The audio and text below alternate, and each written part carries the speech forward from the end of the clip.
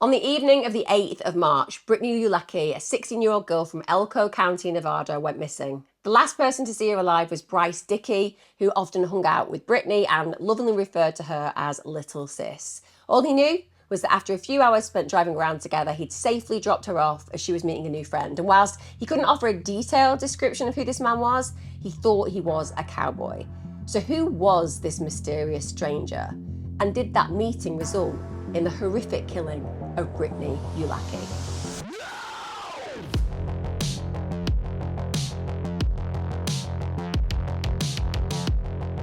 Hi guys, welcome back to the channel. Thanks for joining me. Today's case is one of those that really does make you question, is it possible to actually trust anyone? Let's talk about our victim, Gabrielle Ujlaky. I'm going to refer to her as Britney because that is how her friends and family refer to her. It's how she became known. She was born on the 4th of June 2003. She was born in Colorado. She was born to parents Jim and Alicia. She also had a younger brother named James, and her and James were incredibly close. In fact, she was just close with the entire family. Now, in August 2010, the family actually moved to Elko County, Nevada. This is because Jim got a job there as a gold miner. The family unit was very stable, very loving, very connected. Now, Elko is known for its rodeo circuits and also Native American reservations. It's also got a really booming mining industry. Now, Britney as a human being was somebody that people talk about very dearly on every single level. They talk about her kindness, her sincerity, her compassion, her ability to just fit in wherever she went because she cared deeply about other human beings. She was vivacious, she was talented. There are so many words to describe her. She was also very strong, very independent, and she was very gifted when it came down to horses. And when the family moved to this area, horses were everywhere. And it gave her a real opportunity to completely embed herself within that environment and within horses per se. And I think that anybody who's ever had an experience where they've spent time with horses, they'll realize just how sentient and amazing they are. They are used in therapeutic experience. So we train horses as therapy horses. They're incredibly expensive because they are so talented at what they do. They're unbelievably sentient and emotional creatures. And if you're lucky enough to forge a relationship with them, it also demonstrates a level of empathy that you have because horses are deeply empathic. They know a good egg from a bad egg. And clearly Britney was a very good egg. She basically, after connecting with horses and the environment and the people around them, spent almost all of her free time at the 2U Ranch.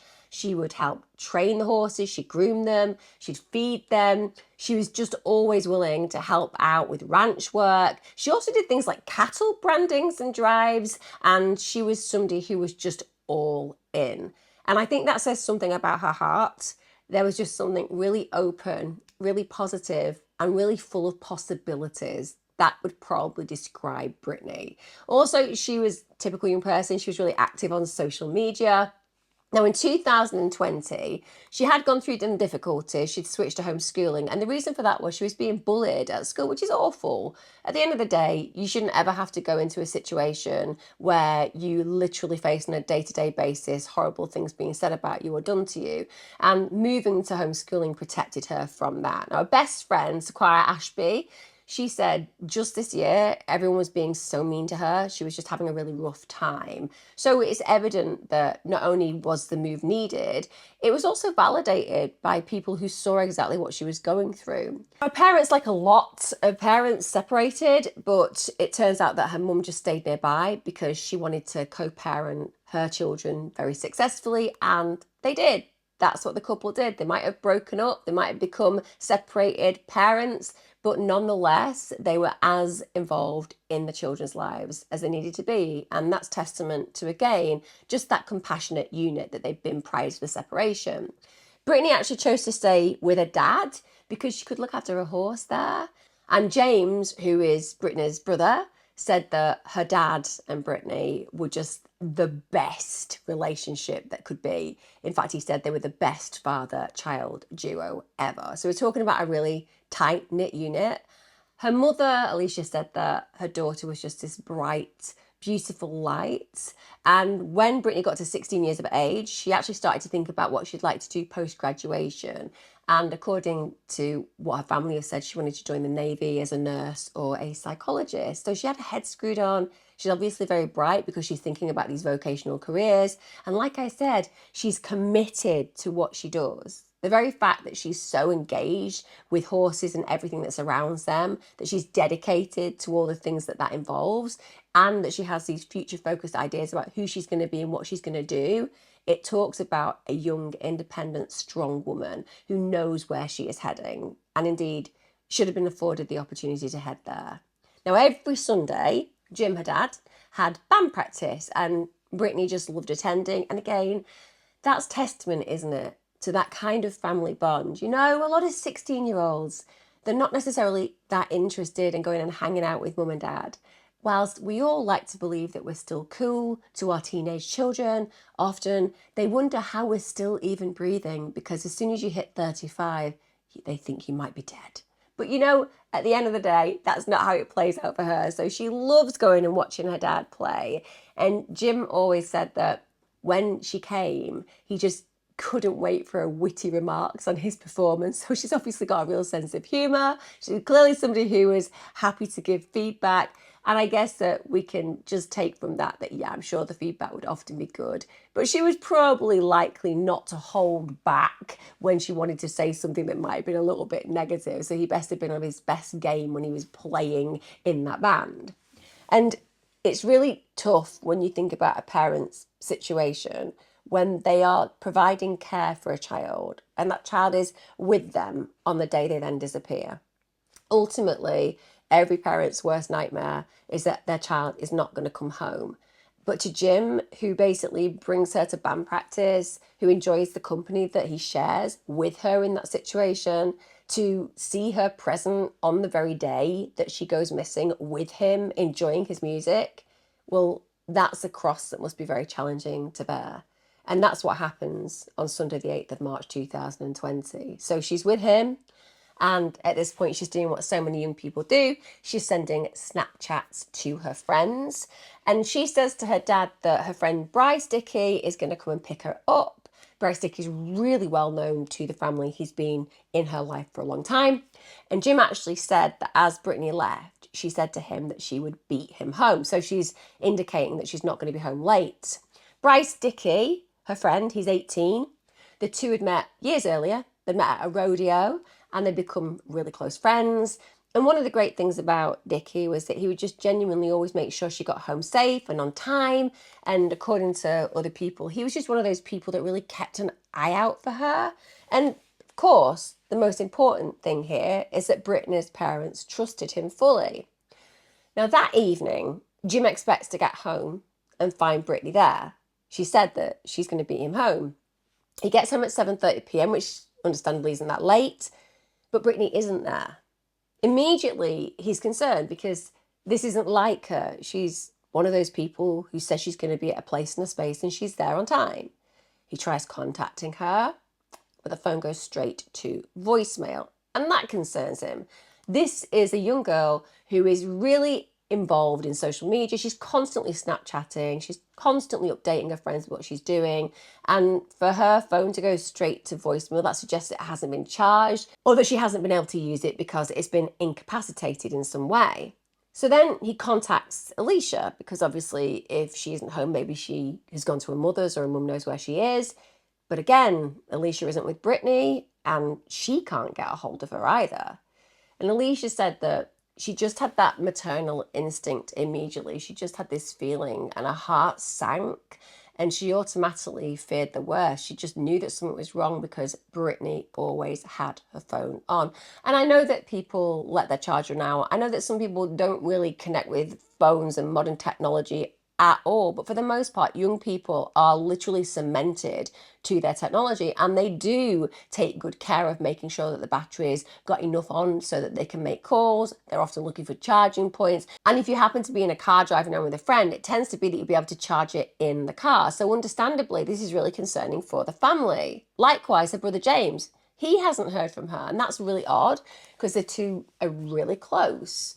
So at this point, James and Britney's mother actually says, look, can you just text Dickey saying, hey, where's Britney at? Which makes perfect sense. When somebody isn't home on time and they've been hanging out with another person, you're going to want to connect with them because they're likely going to know where that person is, or ideally, the person's going to be with them. And they don't get good news. So Dickey replies and says he dropped her off at Spring Creek High School at around 4:30 p.m. So now they're really worried, because he also adds that he dropped her off with a tall white guy with a cowboy look. He also went on to talk about the fact that the car that was being driven by the guy was an ugly green Ford F-150 that looked like it was from the 2000s, which is interesting because it feels a little bit like he's got more of a description of the vehicle than he has of the individual that he's dropped her off with. I'm not saying that men and women are not different and that therefore I've got a female perspective on this, but genuinely, if I was dropping somebody off with somebody I didn't know and they were kind of going to hang out with that individual, you bet your bottom dollar I'm going to be paying attention to what they look like and what they're wearing, because I'm going to be thinking, who is this person? What's the gossip going on here? I'm far less likely to know very much about the car than its colour. Like I said, some guys out there might be like, hey, whenever I see a car, I take that down. I get it, that might be the case, but from my perspective, I don't believe it on the whole. I think most of us, we pay attention to the details of the individual that we're dropping the person off with, but sadly he doesn't do that.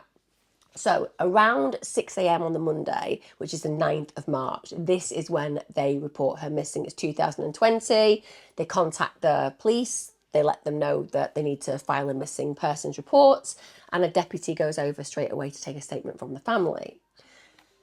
Alicia, from the get-go, is absolutely terrified. It's very clear. I've watched interviews with her. I've watched body cam footage with her, and she just looks fraught. Hello. Okay, so is it son or daughter? Daughter. Daughter? Yeah. Okay. What is daughter's name? Brittany, you want to get a picture? Her friend that had her, I talked to him. He dropped her off at the high school down here Okay. at 4 o'clock with some guy.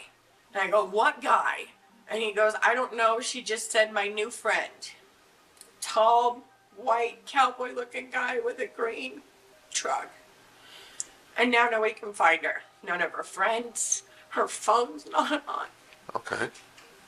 I don't know where to. I don't know what to do. Has she ever did this before? No. Done this before? No.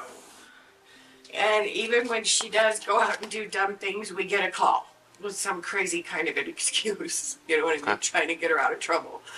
Nothing. Not a friend. None of her friends are best friends. Nobody can find her. Okay. I need you to take a seat because there's some important information that I need from you, okay? Okay.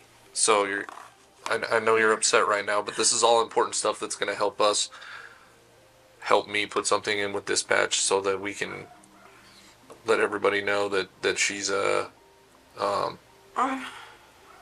hasn't came home and nobody's talked to her, okay? Okay. That way if anybody has contact with her, they can they'll know right away, and then law enforcement will take her into custody at that time, okay? Okay. Okay, I have a pen right here. You can use that. And as you're filling that out, I'll just talk to you a little bit. So yesterday, have you guys tried to call any of her friends or Everybody. nobody's heard from her? No. Okay. Which is weird. Because she's a social media freak. You know what I mean? She's always talking to people. Yesterday and the last few days, we've been in a really good lull. I talked to her FaceTime for an hour at like 1:30. Everything was just fine. She was just happy-go-lucky. Everything was good. And all we know is that it was a green truck. We know nothing else about the individual. No, the boy said it was an ugly green F-150 from the early 2000s. Is there any other friends that were with Bryce, or it was just Bryce? It's just Bryce. And she was with him, and then he dropped her off, and he had no idea who this guy was? No, and he even said it seemed sketchy. And I'm like, well, why'd you leave her? Why'd you leave her?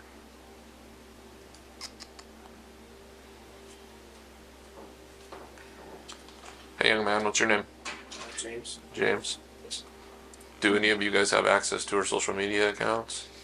I don't. I've had her friends pouring through them, and her last post was at like 5:30 last night. Did Bryce happen to mention it if it was a Nevada license plate? Did you see that much? No, he didn't see anything about the truck. He said he was a pretty good distance away from it. So he dropped her off and then she walked quite a ways? She didn't want him to just pull up to the vehicle? Her request was to stop away from the vehicle so she could walk. He said he dropped her off right in front of the school, and then she walked into the parking lot. Okay. He described the green as being like a... What color green? Like a darker green. And he said it was like one of the really ugly, like early 2000s, he said. Ford F-150. Yeah. Her best friend And his name was Bryce, right? said that she's been talking to a guy named JT. She says she doesn't know anymore. She just keeps calling him JT. She goes, has anybody talked to a guy named JT? I know they've been talking a lot lately. What's Bryce's last name? Dickey. Dickey. I'll try to do some follow-up and call and talk to some of these people. I'm not sure if I'm going to get any more information than you guys have got. And unfortunately, all we have is a green truck. That's a Ford. With somebody that nobody knows who this guy is. Yeah. Do we even know what this guy looked like? Did he give any descriptors of the guy? Yeah, he said he was a tall, white cowboy. Another thing he said. Why would he call him a cowboy? Does he dress like a cowboy? Yeah. I'm going to go get this put in. I'll call and let you know as soon as this is put in. Like I said, if she has contact with any law enforcement once this is put in, then they'll just take her into custody and we'll contact you. Let you know that we have your daughter. I'll also call you back and let you know what my supervisor says and what the next course of action is going to be, okay? Okay, if you guys hear anything, I'm going to give you my card. Make sure you call and let me know so that I'm still in the loop. So Alicia at this point relays all the information that Dick has told her son. And then she also adds that Britney's a real social media freak and then nothing has been posted. So she really can't explain, firstly, how there has been no communication, because that is not like Britney. She wouldn't do this to her family. There are no problems with the family. It's not as if Britney is struggling with relationships and she needs to leave. It's not like she's looking for a way out. It's not like she's a classic idea of a runaway. And she's somebody who is constantly posting online and none of this behavior is playing out. So that is automatically going to be a big red flag. She also can't explain why none of her friends know where she was. And all her friends have been looking, they've been scouring through social media, just trying to figure out whether they're missing something, and nobody has turned up anything. She also said that the last time that she'd spoken to her daughter was on FaceTime at 1:30 p.m. the previous day, and that Britney just seemed really happy-go-lucky, that everything was good. There wasn't a sinister undertone or any kind of suggestion that Britney was in a place where she may elect to leave.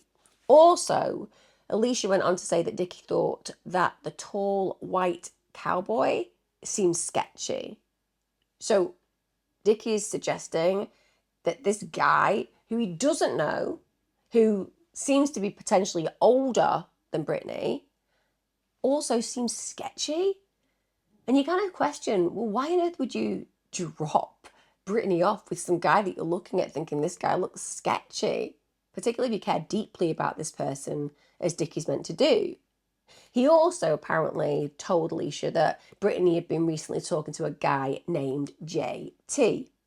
Now, understandably, because Dickey is the last person who's basically seen her before she's allegedly disappeared, at least the last person that they know they can talk to, because clearly this potential cowboy, they don't know who it is. So therefore, they want to go and speak to Dickey. So Sergeant Doug Fisher, who works in the operations division of the Elko County Sheriff's Department, he asks Dickey to go and meet him in the car park of the high school where he'd dropped Britney off the night before, because he wants to be able to visualize what happened.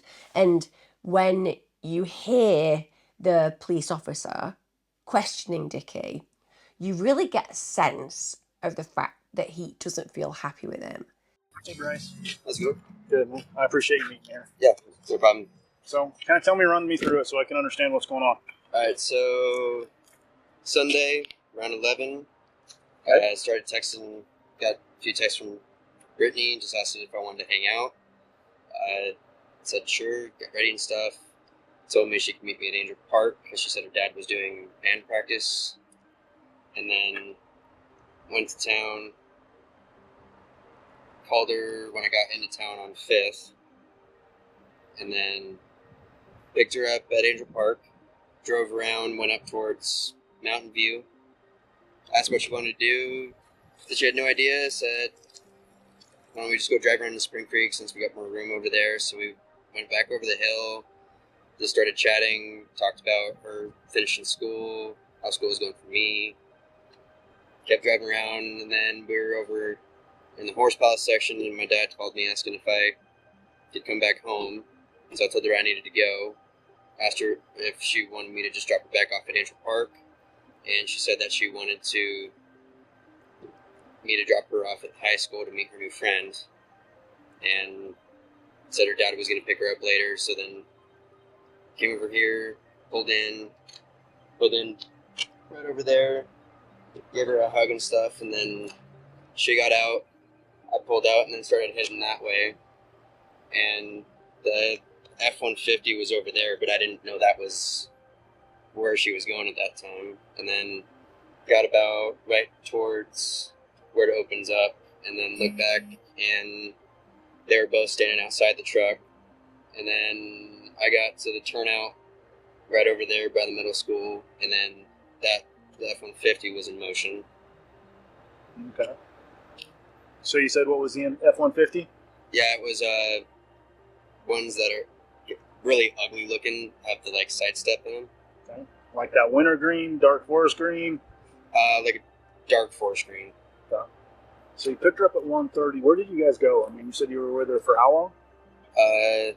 Dropped her off at 4:30, so that's three and a half hours. I'm sure that you didn't drive around for 3.5 hours, because that's a waste of gas. No, I drove around for 3.5 hours. Okay. That's all you did for 3.5 hours? That seems really odd. That you just drive aimlessly around. That's what I do almost every day. I was in my Chevy. What's your Chevy? It's a 93 Chevy 1500. Sorry, Silverado. Single cab or double? Single. Single with a long bed. So you just drove around? You didn't stop anywhere? No, we didn't stop at all. We literally just kept doing circles. Drove around towards the sports complex, looked back around, went through the housing section. I just think it's kind of odd. I think you know more than what you're telling me. I'm being honest, sir. I mean, not in a bad way, but any of my friends you can ask, that's what we do most of the time is literally just drive around Spring Creek for hours.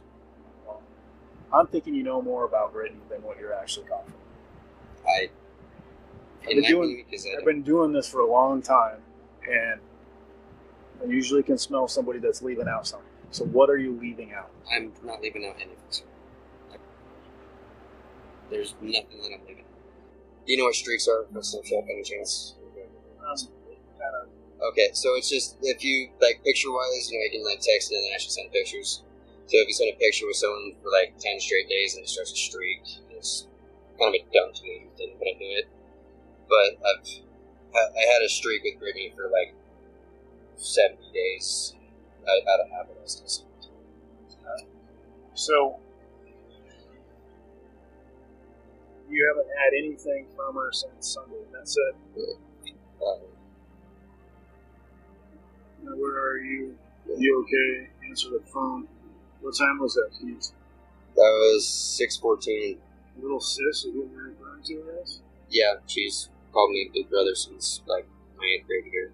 We have a friend group here around, like, 30, 40 people, and even more than that know Britney. Britney's really known all around Spring Creek. Why's that? She's, well, like, in the last, between, like, 3 years ago and, like, a year and a half ago, she kind of made a name for herself because a lot of people around here didn't like Britney. Okay. In that period, she got in a lot of fights. Okay. But, and then she talks to a lot of people. So what else can you tell me about this phantom truck and dude? Like, be specific. Okay, so it looked completely stock because it wasn't very tall at all. The windows didn't look tinted at all to me. Were they rolled down or were they up? Up. Okay. It looked decently dirty, but just like about as much as that the truck is right there.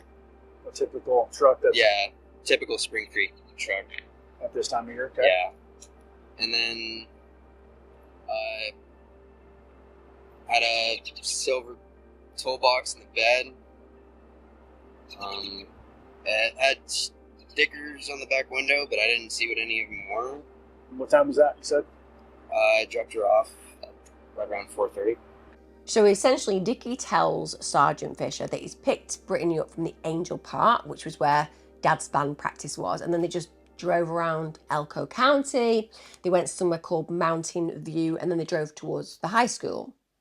And apparently at this point, his dad had called him to ask if he'd come home, so Dickey had said that he's got to go and he can drive her back to Angel Park. But Brittany said, no, I need to meet somebody. I want to be dropped off at high school to meet this new friend. And he said that he felt obliged to do that. Also, he tells the police officer that Brittany was somebody that everybody knew in Spring Creek, that everybody knew who she was, and also added that a lot of people didn't like her. The reason that he kind of brings this out is he's saying that people think that she's too straightforward. People don't like how blunt she is. So you've got to remember, we're dealing with one of his best friends basically vanishing into thin air. Now, everybody is different psychologically. Everybody's emotionally different. I appreciate the subjectivity of being a unique human being. However, if my close friend had just vanished into thin air, I would be deeply concerned about bringing them home. I'm not necessarily thinking about the relationships that that person has with other people, particularly if those relationships are not at a point where I think that anybody would wish for that person to be in danger. And that's not what he's saying. It's like he's introducing this idea that Brittany's got a reputation. And indeed, what we know about Brittany, because she's become homeschooled, is that that reputation doesn't seem to be in parallel with what we know about her experience. She's the one who's been bullied. She's the one who's had to leave school and go and be home educated. That doesn't sound like someone who's going out of their way to just argue with everybody. She's an attractive young girl. She's somebody who people absolutely adore in a close friendship network. That's very clear and evident from when she goes missing and the fact that people are desperate to bring her home. And yet he, at an opportunity where he can talk about who she is to him, i.e. this person that I absolutely love to pieces, this person I have dropped off and now deeply regret dropping off because this guy looked sketchy, is kind of deriding her reputationally and saying that she gets into lots of fights. He then adds that he did see that the truck was a dark forest green, so it didn't have any tinted windows, had stickers on the back, but he couldn't actually make out what they were. Like I said, very detailed description of a car that most of us wouldn't have paid that much attention to. Now, I would say that Sergeant Fisher is one of those police officers that does not suffer fools gladly. There are some individuals that will humour you, aren't there? There are some individuals who will listen to what you're saying and they might be questioning you consistently in their head, but they're not going to do that in a very public way. Sergeant Fisher didn't get that memo. He just comes out with it and he says that he thinks it's really odd that they were driving around aimlessly for 3.5 hours, because that's what Dickey claims, before he actually drops her off. He said that he thought that Dickey knew way more than he was letting on, but Dickey is like, we do this all the time. Now, in defense of Dickey, I will say that I know a lot of young people with cars who don't own their own homes and do use their cars as a main opportunity for their social experience. My own son, when he got a car, literally was obsessed with going cruising with his friends and still does. I know that's not very environmentally friendly. Don't show this to Greta Thunberg, because at the end of the day, she probably wouldn't be happy with him. But the truth is, lots of young people just drive around aimlessly. You don't have to have a destination. That's what older people do. That's what I would know about doing. I'd be like, I'm going from A to B. I would have a specific plan and a target for my journey. Not young people. Young people like to be able to mooch about. So I do have some sympathy with Dickey when he's being questioned in this way, because the officer is being a little bit aggressive towards him. And when you're 18 years of age, that is going to be really disconcerting, particularly in light of the fact that your friend has disappeared. And Dickey just insists that he's being honest, that this is what he does, and just tries to hammer home that everything he's saying is what he can recall. Now, the police really take this seriously from the get-go. They're desperately concerned about Britney's safety and well-being. They are thinking the worst pretty immediately. They attempt to trace her phone. They think that she might be in danger. And because of this, they actually ask Elko Dispatch Centre to ping Britney's phone just to see if its GPS location shows up. And it does.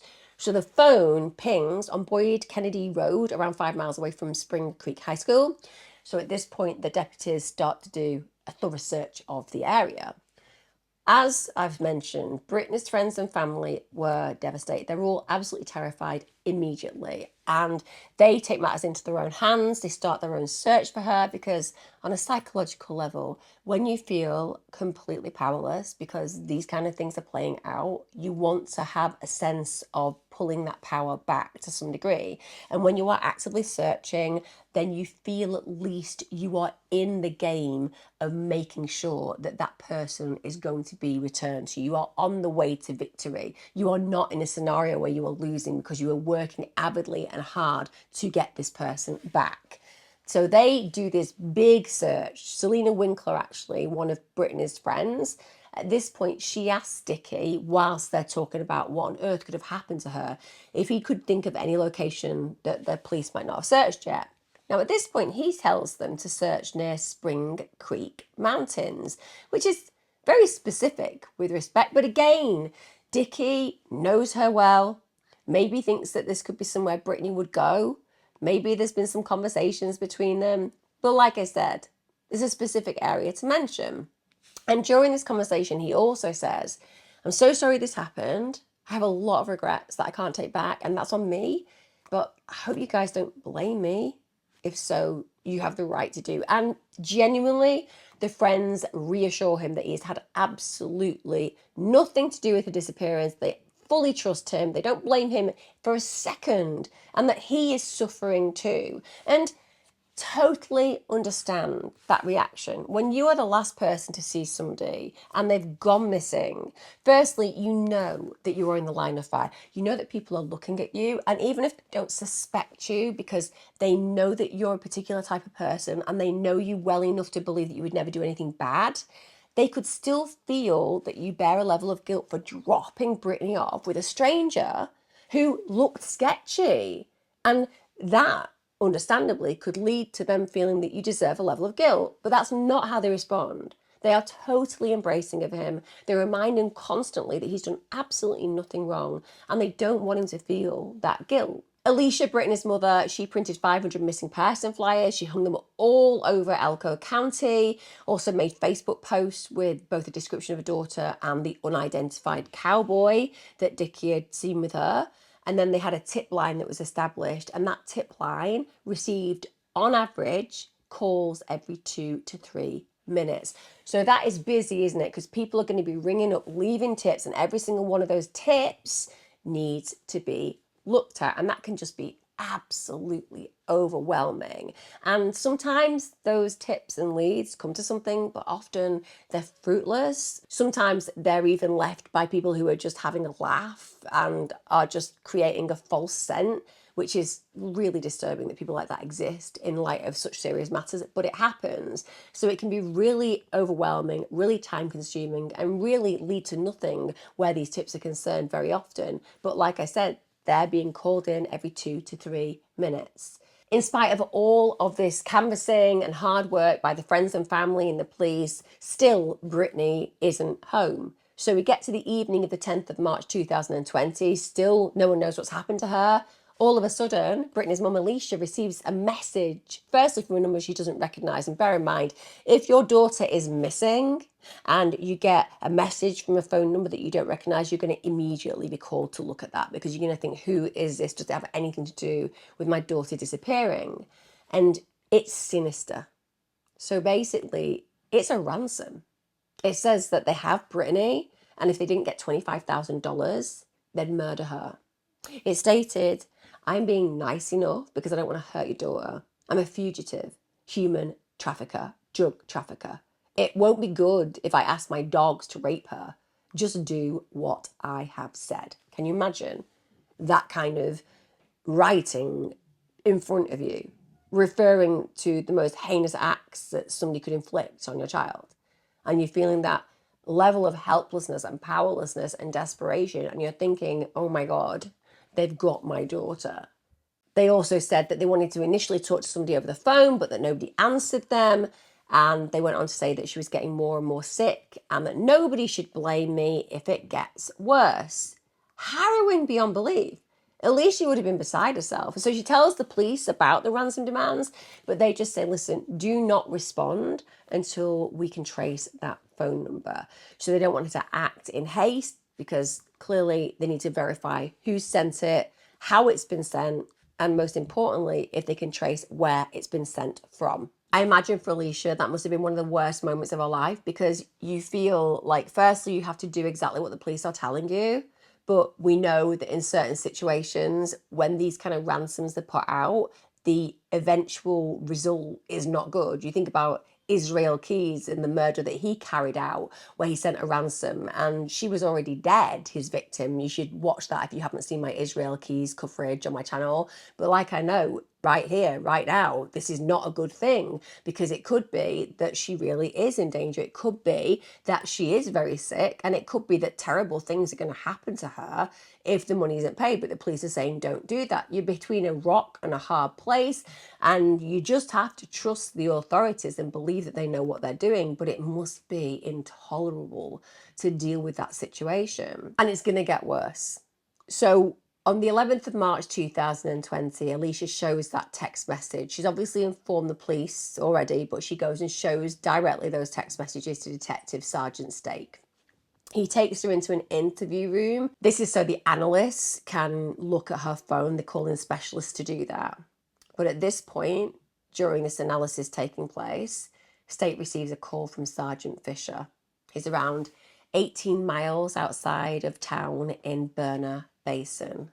And it's not good news. 2 local men have been walking in the area and they found blood on the road. They found a blue tarp out in the field. And they instantly think something really bad has played out there. They notify the police come out straight away, and sadly they confirm that there's a female body under the tarp. Detective Stake, bear in mind, is back at the actual offices and Alicia is at the police station with him. And at this point, he has the really horrific reality of having to go and notify Alicia that they found a body. Alicia said that she knew it was her daughter. And Detective Stake said the noise Alicia made when he told her the information was the worst sound he'd ever heard in law enforcement. And it genuinely is the worst sound. On the phone, okay? And I just want to let you know that we have found a body. I'm gonna pass out. Can you get me some help? Can you get me some help? Yep, Can you there's get some me people. Okay. Can you get me some help? Oh my God! Give me some help! We're out! We're out! We're out! We're out! Help me, please!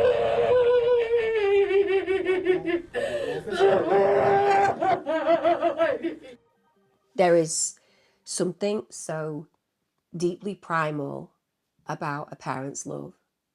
It's rooted into indelible threads of connection that are indescribable unless you've experienced it. They are your life force, they are your breath, they are your foundation, they are your world. And when those threads are severed, even worse when they're severed in such a traumatic and violent way, the words cuts you to a core is an understatement. It bleeds into every atom of your being. It stains every part of your consciousness. It changes every atom within you. Every part of who you were becomes eradicated. You're working and living in a whole new territory of you. Nothing will ever be the same. And ultimately, Alicia knows that in that moment. And the noises that she makes demonstrate that she's walking into a whole new world. And that whole new world is just drenched in grief and tragedy and devastation. So Alicia, even though it isn't fully confirmed at this point, knows it's her daughter.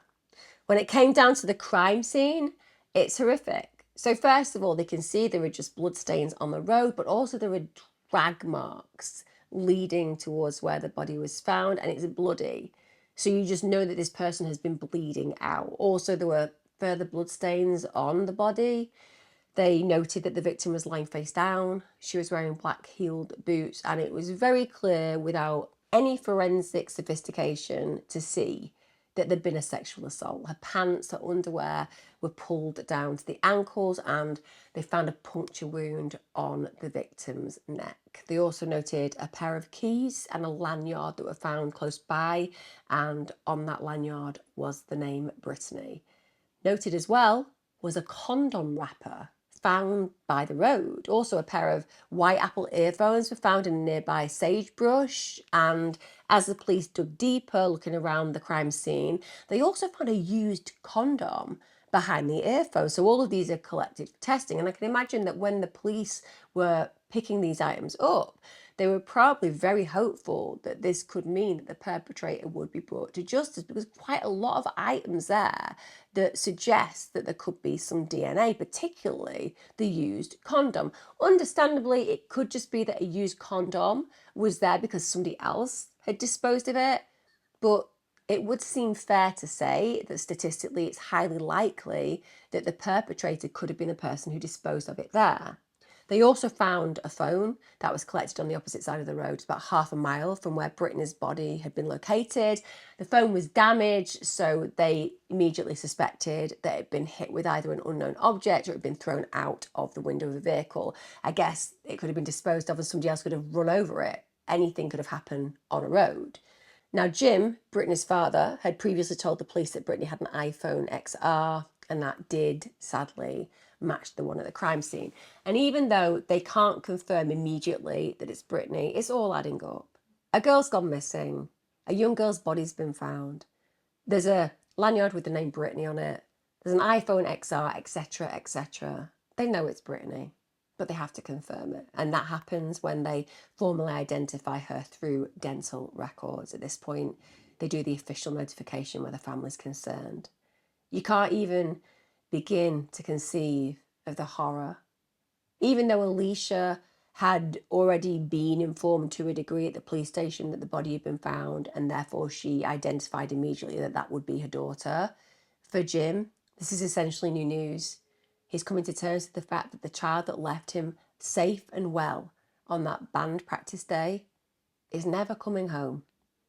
And she's never coming home because somebody has sexually violated her and murdered her and then just discarded her bloody body like it was just rubbish that could be thrown away.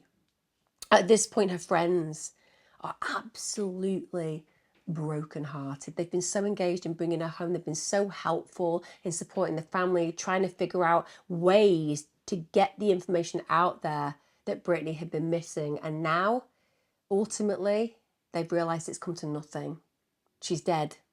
No one's bringing her home. And she's been taken in the most horrific way possible.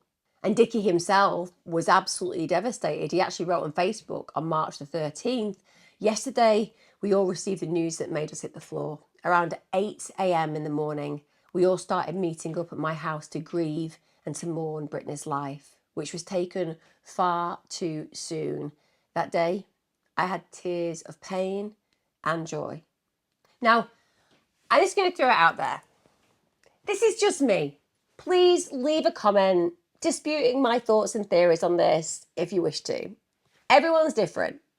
But if my friend had just been found dead, brutalized in the most horrific of fashions, if they had literally had their life stolen in such a traumatic, brutal way, and we were all together as friends, I'm going to be on the floor.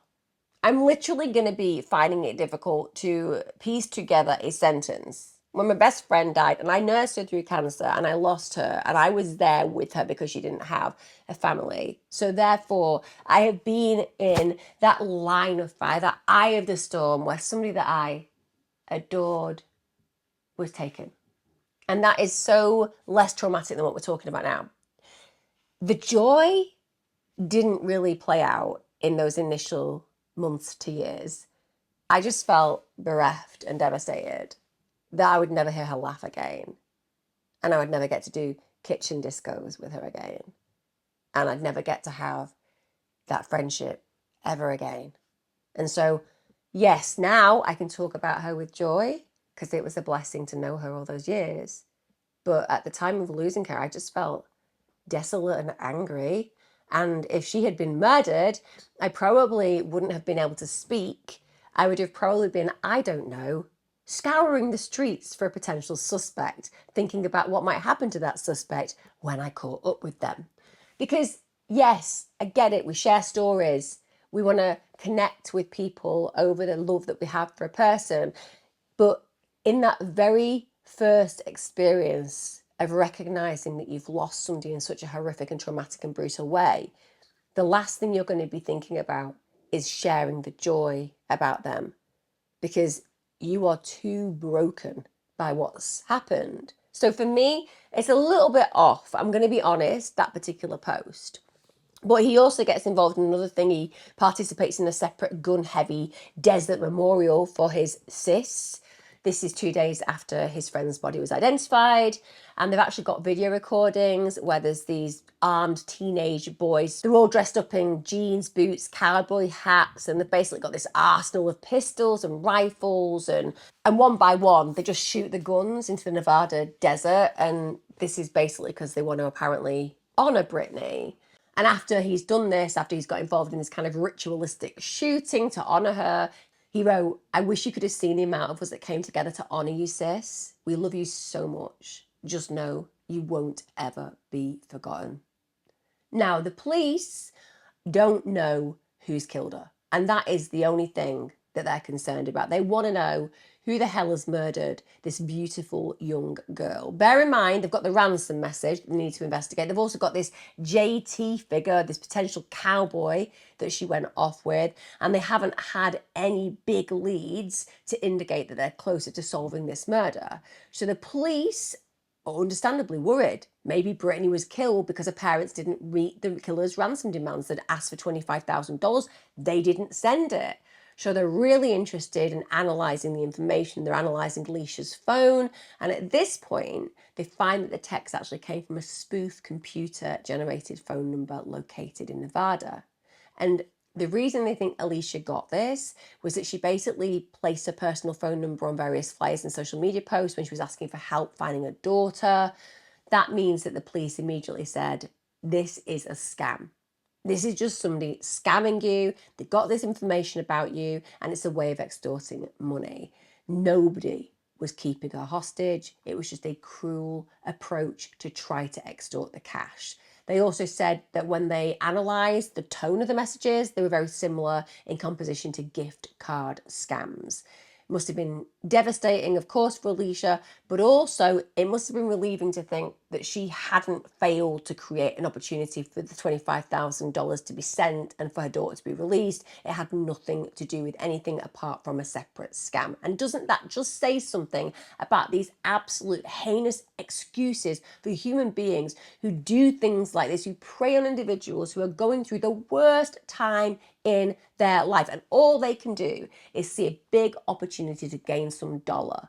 I genuinely think that hell has a very special place for them. Maybe when they're in hell, they'll just be in a really hot call room where they just constantly have to call, I don't know, demons and try to sell them, I don't know, central heating or solar panels, but it never works out well. That kind of thing for eternity. Maybe that's where these individuals go. You know, they're not in the cells next to Hitler. They don't have to hang out with Mussolini. Dead Vidama and Ted Bundy aren't people they'll frequent with in hell. They just get their own special offices, you know? Just really boring, 24-hour, working for eternity, making calls fruitlessly to sell things they're not interested in. Maybe that's what will happen to these individuals. When it came down to the autopsy, Well, obviously, as I noted before, there was something that looked like a piercing had gone into her actual neck, and that's what killed her, basically. So the cause of death was listed as a stab wound to the neck that severed the carotid artery, but also asphyxia due to strangulation. She had bruisings on her hand, which were obviously consistent with defensive wounds. They also had managed to take samples using a rape kit, and they had swabs of Britney's fingernails, and also the condom that was found at the scene. They were all sent off for testing. So she put up a fight. She had put up a fight for her life. Now, whilst the police are awaiting the DNA results, because obviously that's hopefully going to give them a match somewhere to someone, and they'll be able to bring the person to justice then because they'll be banged to rights, the truth is they still are not finding many leads. So they turn their attention back towards Dickey because he's talked about that suspicious Ford, and they just check with him exactly what he could example, and he tells them about the ugly colour, he tells them about what it looks like. So they figure out that they're going to chase this lead that he's brought up with the idea of finding the guy, JT, who has the Ford F-150. They do manage, with respect, to identify two men, both named JT, both with this car. But sadly, both of them have got watertight alibis for the night of Britney's murder. So unfortunately, as much as they turn up these guys with cars that match, they are not the person responsible for Britney's killing. Now, we know that in this particular area where she was murdered, there is a large transient population. They travel into the area to work on various ranches. So another theory that the investigators start to think about is maybe the killer was a ranch hand, and maybe they had therefore taken an opportunity to kill her, and it would be easy for them to remove themselves from the scenario because they're transient. But again, that lead ends up finding nothing. It turns out it's a dead end. So the police then speak to her friends, and they speak to her mum, and her mum is asked, do you know anyone that might want to hurt Britney? And she says, you know what? There is someone that Britney did have a pretty big crush on. It was several months earlier. Apparently he dressed like a cowboy, he drove a really nice car, but he tried essentially to move a little bit too fast with Britney, and Britney rejected him. So at this point, the man broke up with her. And again, that says something about Britney, doesn't it? It says something about the fact that she's a young woman growing up, and she doesn't bow to the pressure of a man that she likes pushing her to be more intimate than she's ready for. But the consequence is that he rejects her. Bear in mind, in spite of this, Britney is still friends with his younger sister, which speaks of a maturity that is unusual at her age. Now, one night Britney and his sister, they end up getting into a minor car accident. He ends up really getting angry, tells Britney to kill herself, and also says that he wishes that she was dead. But even though that sounds very incriminating, you have to remember that in quite a stressful situation where you have feelings for somebody, and then you have this scenario where your car crashes and you're probably feeling super stressed, and that person's trying to interject probably about what you need to do and offer solutions, often you can end up getting really angry with them, particularly if you've got feelings towards them. And that might be why he acted in this way. And it's quite childish, isn't it, to say, I want you to kill yourself and I wish you're dead. It's what you see 14-year-old kids do when they're annoyed with the parents. So ultimately, I don't see that as a definite threat to anybody. But the police go ahead and investigate, and they actually find CCTV footage of that man at his job during the time Britney disappeared. So immediately he's eliminated from the inquiry.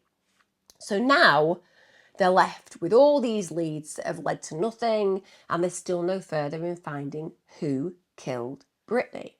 So then they resort to CCTV. They start going through the CCTV footage, which is captured near Spring Creek High School. Now, there's a Maverick gas convenience store, and that Maverick gas convenience store has cameras, and it basically captures the road leading from Spring Creek High School in the direction of where Britney's body was found. So they obviously want to look for this green F-150 on the footage, but they don't see it. They don't see a ugly green F-150 on the footage at all. But I tell you what they do see. They see Dickey's blue Chevy driving along that road instead. In fact, Dickey's truck, well, it's seen driving past the entrance to the high school, and then it's seen continuing onto the Boyd Kennedy Road. So it didn't stop. It didn't drop Britney off. And actually, it headed in the direction that led to the place that Britney's body was found. And this is completely out of sorts with the information that Dickey's told them. So at this point, they think, well, what's this kid got to hide? You know, he's lied to us.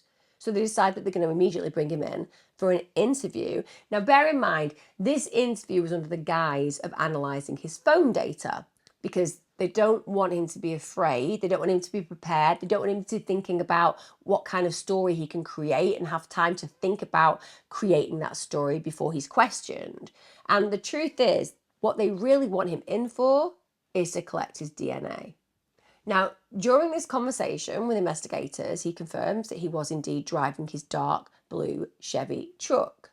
He again goes back on the description he gave of the truck driver, but he says that he basically was under pressure to say certain things when he was being talked to by the police officer who spoke to him that first day, and that he didn't know where this description of this tall cowboy came from, that he just said that the guy was wearing a cowboy hat. Now, that's not what Britney's brother suggested. Bear in mind, he'd been in touch with Dickey, and Dickey had said that he'd been with a tall guy who was a cowboy. But this is now the story that changes. He then says, listen, I went out searching for Britney's body for 6 hours. That was until 2 a.m. in the morning before police were even notified. So I was out there doing the best for her. And my car would have been seen in that direction because clearly I would have been looking, even though those timeframes aren't going to fit. Dickey's then asked about the nature of the relationship, realistically, with Britney. You know, were they dating? Were they involved? Were they friends with benefits? Had anything intimately ever happened between them? And he's like, no, we just weren't in that space. He's got a girlfriend, and ultimately they were just good friends. It was platonic. He said they'd never had an intimate relationship at all. Then they ask, would you give us a DNA sample? And he willingly goes ahead to give a DNA sample. But you would, wouldn't you, in that situation? Because, hey, I've got nothing to hide. I'm the kind of guy who drives around for 6 hours looking for my friend. I'm the kind of person who posts on social media saying how much I miss her.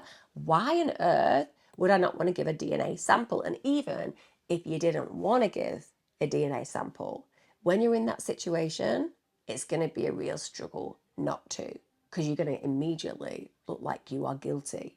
Just showing you, door's not locked. You're not locked in here, all right? Like I said, you're not under arrest. Okay. At this point, you're not even really a suspect, okay? But like I said, just because of the nature of the investigation, we gotta make sure that we are super thorough, okay?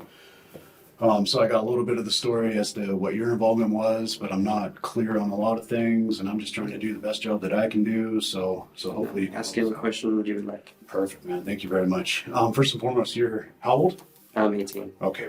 Like I said, you're not under arrest right now. If you think that I'm being an asshole or something like that, you can get a walk out. There are some questions I'm going to ask that you probably be thinking like, what the fuck are you asking that for? But there's a reason, okay? And I'll explain it, all right? Okay.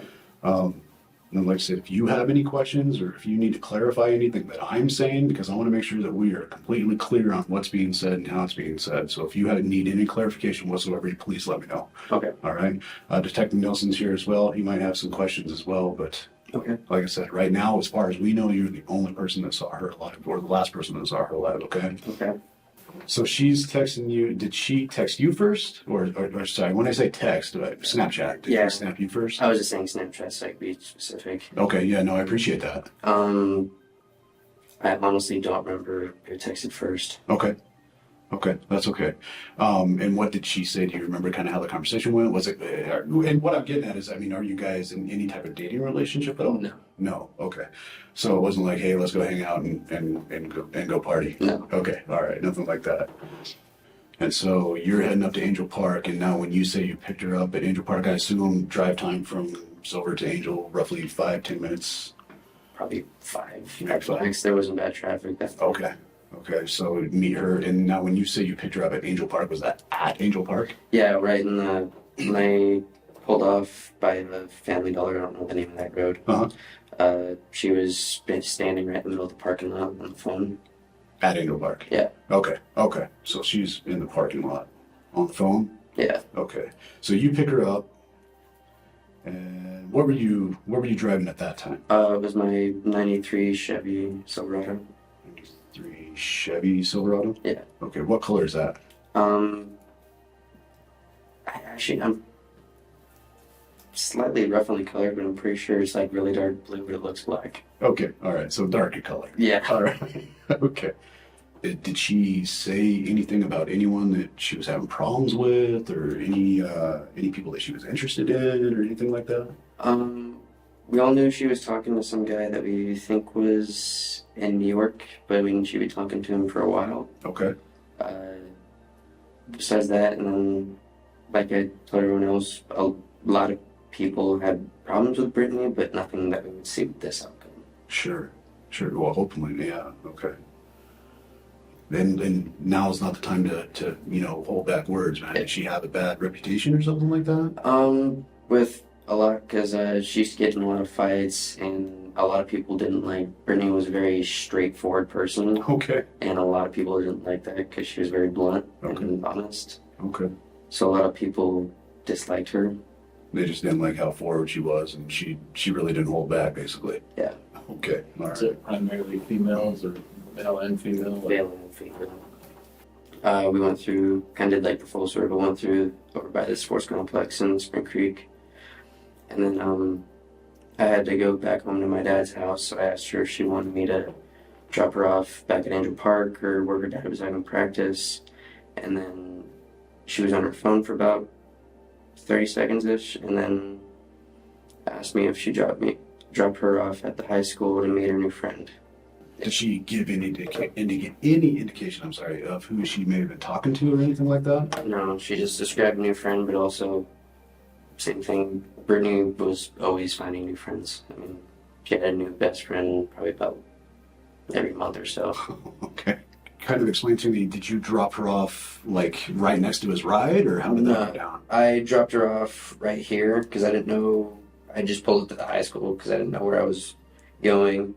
And then, so I got back here, and then she grabbed her keys, gave me a hug, said, "Love you, bye," and then got out of the truck, and then, so I pulled it in reverse, started pulling it this way, and then she walked over to that F-150, and then by the time I'd gotten back out and onto the highway, the F-150 was pulling out.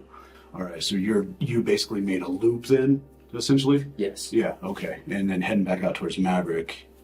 Okay, and so you see the green F-150? Yeah. No doubt in your mind, F-150? Yeah, no, I know exactly what truck it is because, to be bluntly, they're ugly as hell. There's only one truck like that because they have like bubble shape to them almost. Okay. Okay. Was there any other trucks parked over there or any other vehicles? There was a few, but there was a softball, baseball, and FFA going that weekend. No, so it was busy. Did you actually see her get into the truck, or you just seen the truck leaving after you left? Well, I saw, because I got right about here, and then cut straight across the parking lot. Saw her over at the F-150, back with someone, and that was it. So, again, I'm just asking for clarification, because the deputies told me that initially when they spoke with you, you had provided a description of someone that may have been the driver of that truck? They kept saying I gave a description, but literally the only thing I saw was a cowboy hat. That was it. Okay, so you couldn't tell if he was tall, short, fat, skinny, anything like that? The hat looked towards the top of the cab, so I said that, and they took it as tall. I'm like, that's why I kind of, after that last officer, not in a bad way, but I kind of just stopped saying stuff because it kept getting twisted around, and I kept hearing different versions of what I said. Well, that's why I want clarification. Yeah.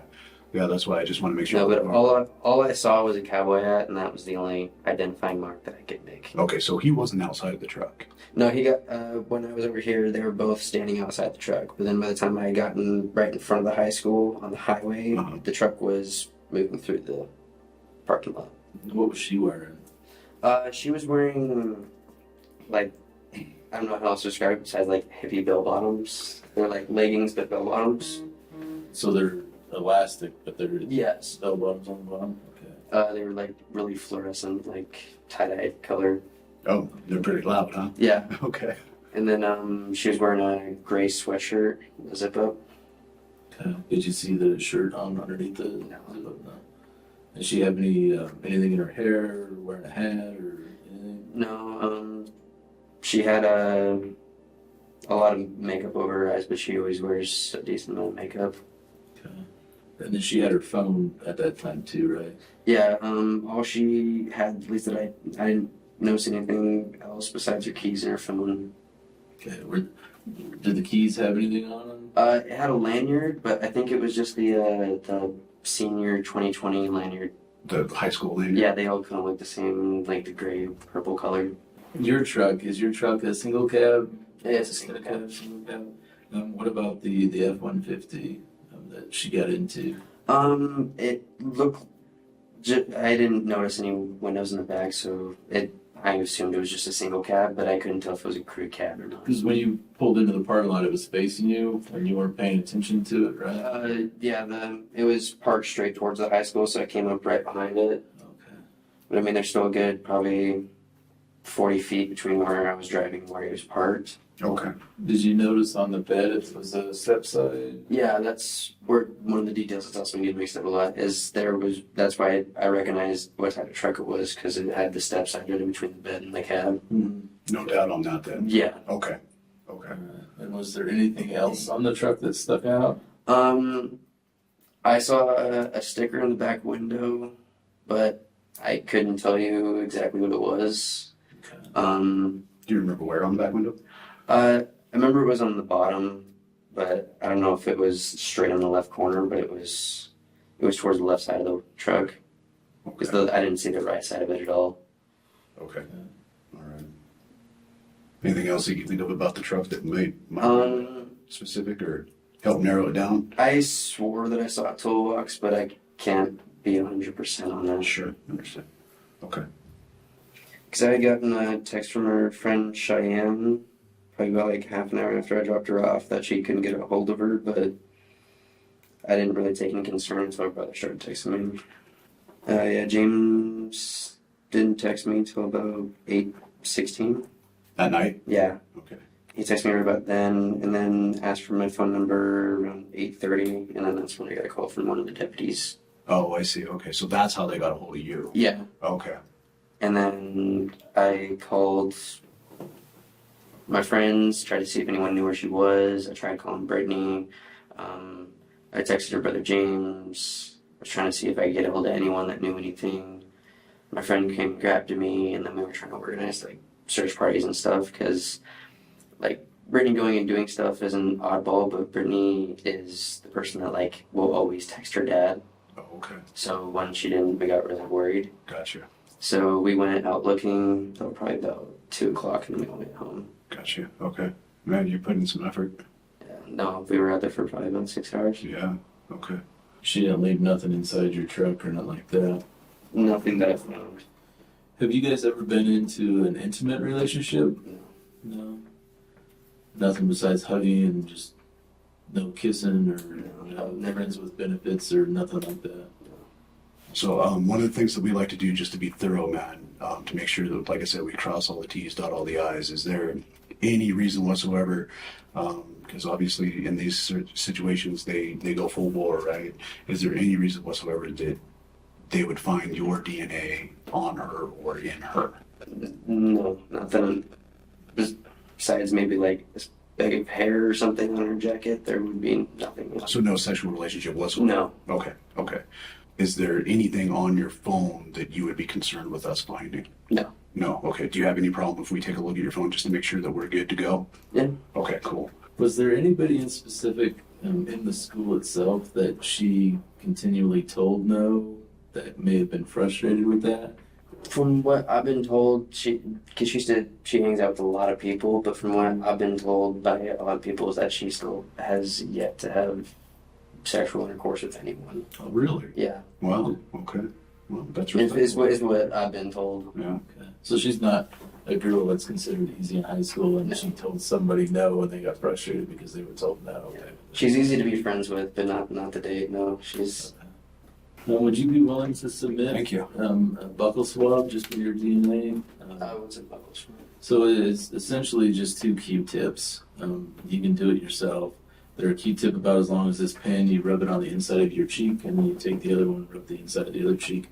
We put it in a box. That way, we have your DNA. It's suspected, correct me if I'm wrong, but there was some kind of sexual activity, what they're suspecting. Okay.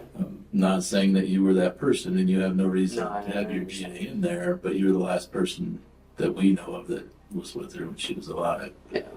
Basically, for you, it'd almost be like an elimination, you know, kind of like, hey, this isn't our dude. No, I have no problem. Okay, man, be right back with you, all right? Right. So at this point, they let him go because they haven't got the results. He might just be an innocent individual who's tried to help them with their inquiries, and now he's in the line of fire but will shortly be eliminated. So 4 days it takes for the result to come back. They do it quickly. And when they get those results, wow, it turns out the DNA on the used condom, well, that matches Dickey and Britney. Bear in mind, they have questioned him on the nature of their relationship. He has said there is absolutely nothing to do when it comes down to intimacy with me and Britney. We have not been involved. They have verified, and he has had an opportunity to say that they have not had or have indeed had an intimate relationship.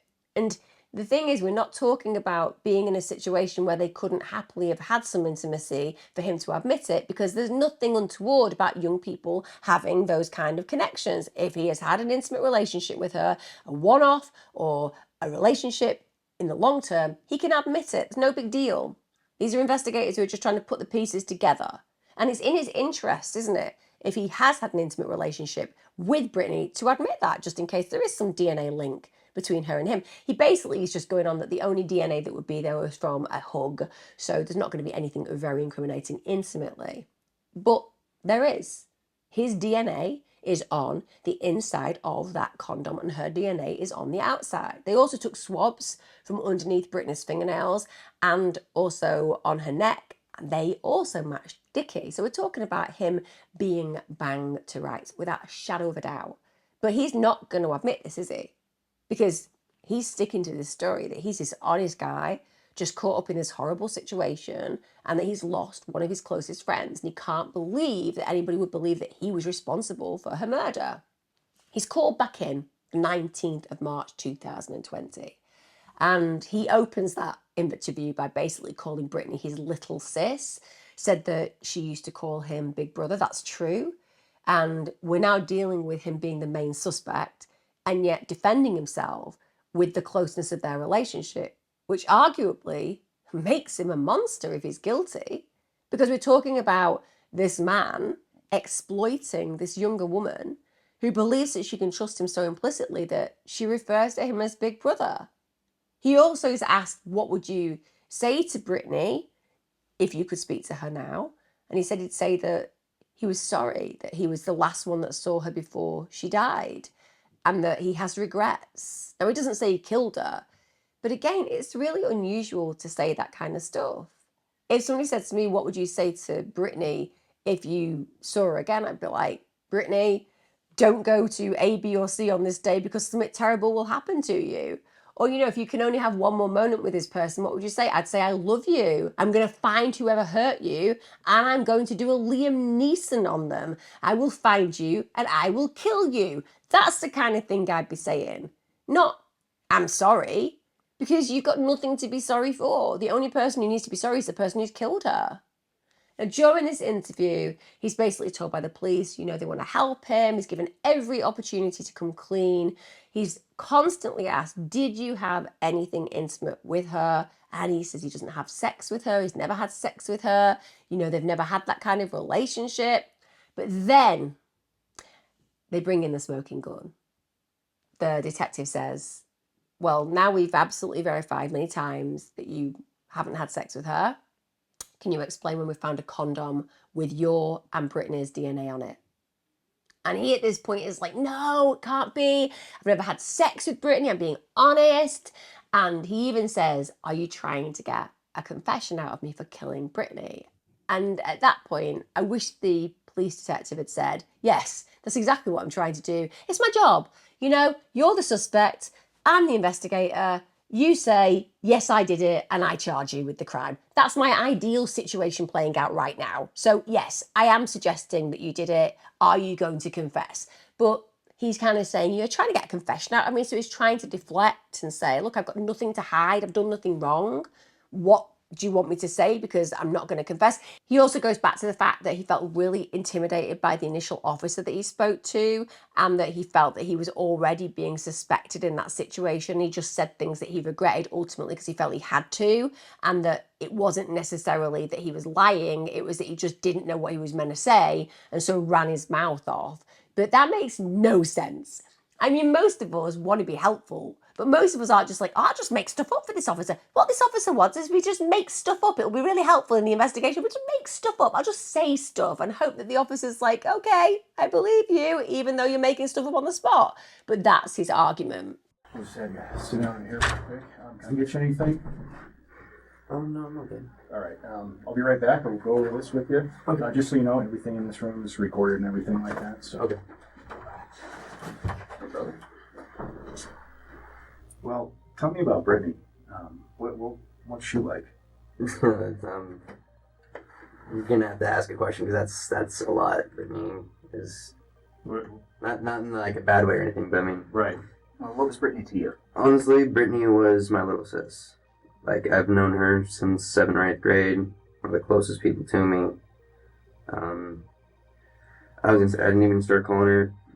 I called her little sis for about the last 2.5, 3 years, but she called me big brother since probably about like right after the first year that I met her. But one of the closest people to me. She was. A lot of people didn't like her for a lot of reasons, but she was very blunt and kept to who she was, even if a lot of people didn't like that.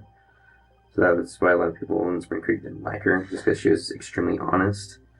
No, she was always happy. She would get in a lot of like actual fights, but then a month later she would be best friends with the person she got in a fight with. She knew almost everyone. Seemed like there wasn't somebody in this town she didn't know. But she was extremely sweet. Pretty much always had a smile on her face. I haven't met anybody that's actually like had intentions to hurt Britney. One other question. If you could say something to Britney, what would you say? Easy. I love you. That'd be the first thing I would say. What about the second? No, I'm sorry. Because I kind of blame myself for all this. Even though, well, Blame yourself.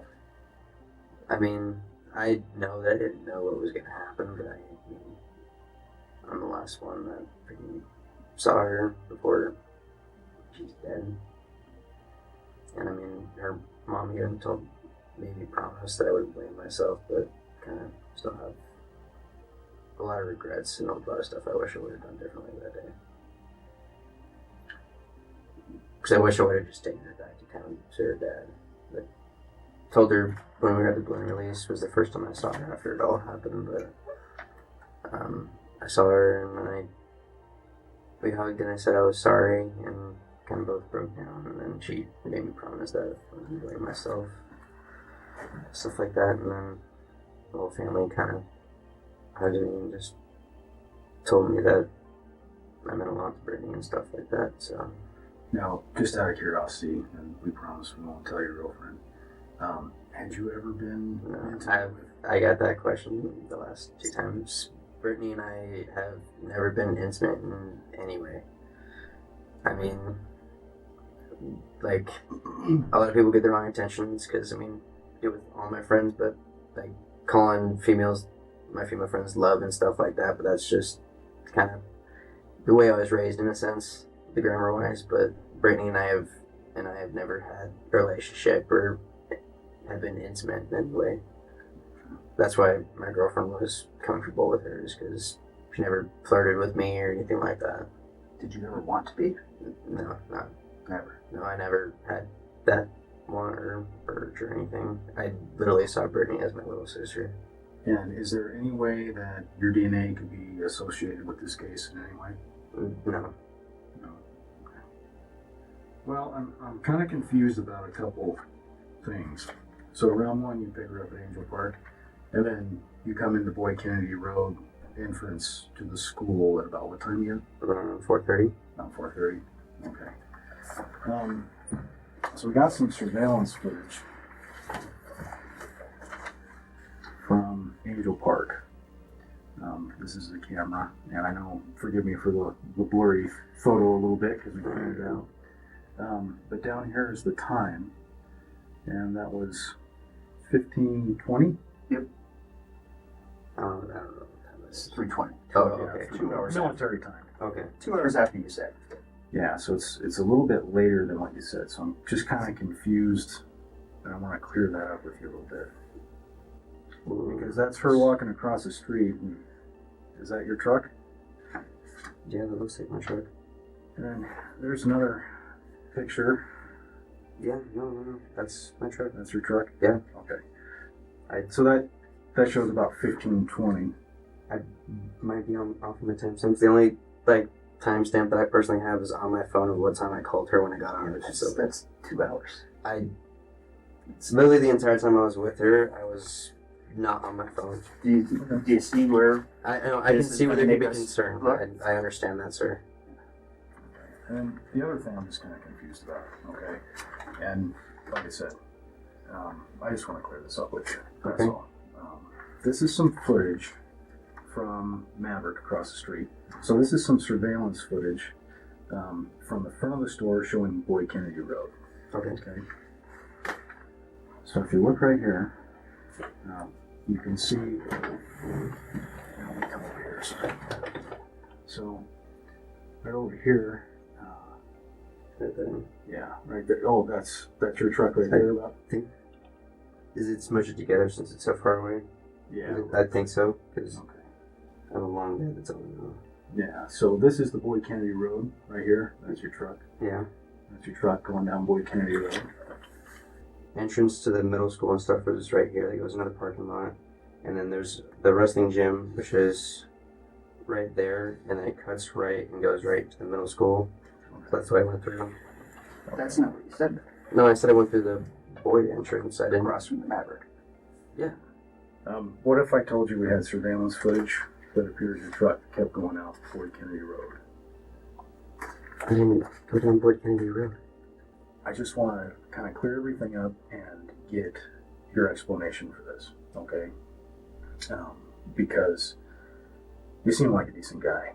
We've been sitting here chatting and stuff like that, okay? And I just want to kind of help you through this so that way we can kind of explain this stuff, Okay. okay? So with these, you can kind of see from my perspective when I'm looking at this what that looks like, right? Yeah.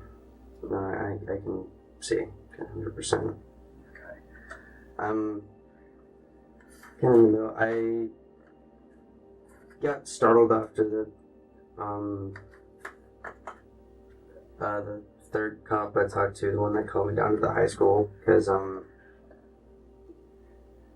called me a liar about 3 times and kept asking me if I killed Britney. So Somebody asked you if you killed Britney? a deputy did. Oh, okay. And it honestly startled the shit out of me. And I don't want to. I know I'm only been 18 for a little bit now, but I know I'm 18 now, so even changing a little bit on the story isn't a big thing. Well, it is what it is. Okay, that's why I'm trying to sort through it. Okay. Yeah, so when he talked to me, and I went down Boyd a little bit, but not far, and then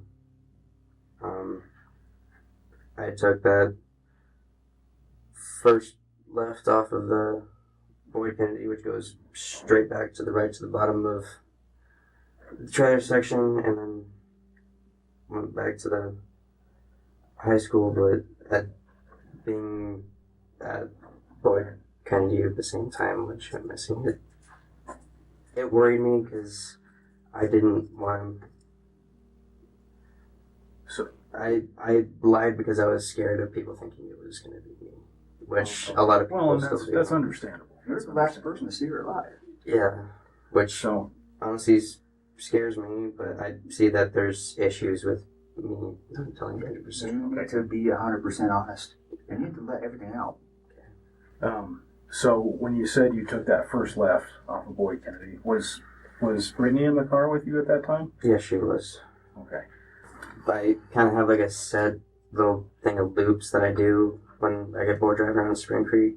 So, and that's one of the ones that I do a lot.